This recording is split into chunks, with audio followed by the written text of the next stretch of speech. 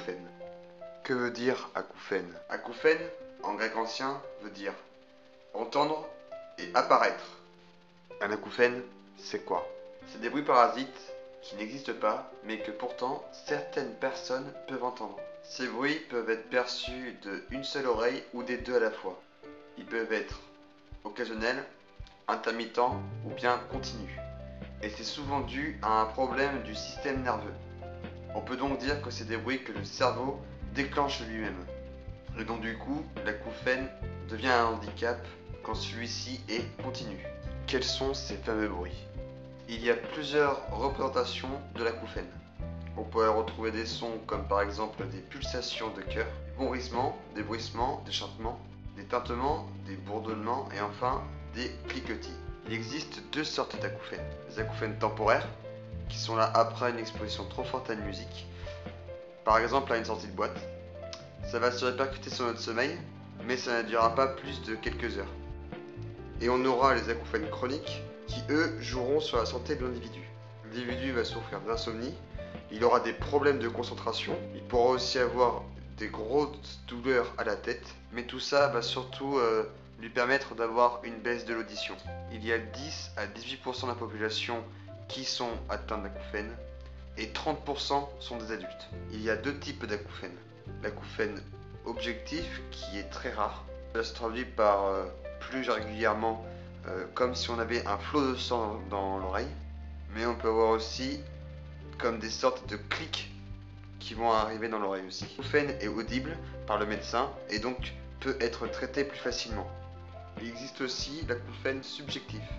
Cet acouphène est répandu à 95% dans la population. L'individu va avoir des problèmes d'insomnie, de concentration, peut avoir des maux de tête aussi.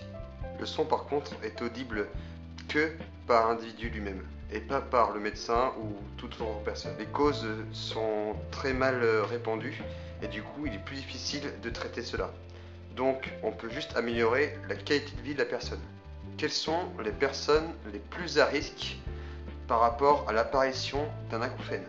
On retrouve d'abord les personnes âgées, car c'est à cause du vieillissement de l'oreille plus particulièrement qu'il y aura une apparition d'acouphènes. Les hommes aussi sont plus touchés que les femmes par rapport aux acouphènes. Et enfin, les personnes qui seront le plus touchées sont les personnes qui sont continuellement dans cette nuisance sonore. Comme par exemple les musiciens, les professionnels du BTP ou bien les personnes qui travaillent dans un milieu industriel. Quels sont les facteurs de risque? Une exposition trop forte à la musique par exemple. On peut avoir aussi une exposition trop forte à un son unique, tel que par exemple deux casseroles que l'on claque ensemble à côté d'une oreille. On aura aussi une activité physique qui force sur les mouvements de la tête, comme ça là. Et enfin, certains médicaments peuvent apporter des acouphènes dans leurs effets secondaires. Par contre, il n'existe aucun médicament pouvant traiter l'acouphène, mais on peut essayer de l'améliorer en faisant des compléments alimentaires tels que la vitamine B3. Et maintenant, pour clore cette vidéo, nous allons voir ce que l'on peut faire pour aider ces personnes-là. On peut proposer aux individus souffrant d'acouphènes de leur donner un son blanc, un bruit blanc, comme celui que vous allez entendre. Cela ressemble donc à une radio qui est synchronisée entre deux stations.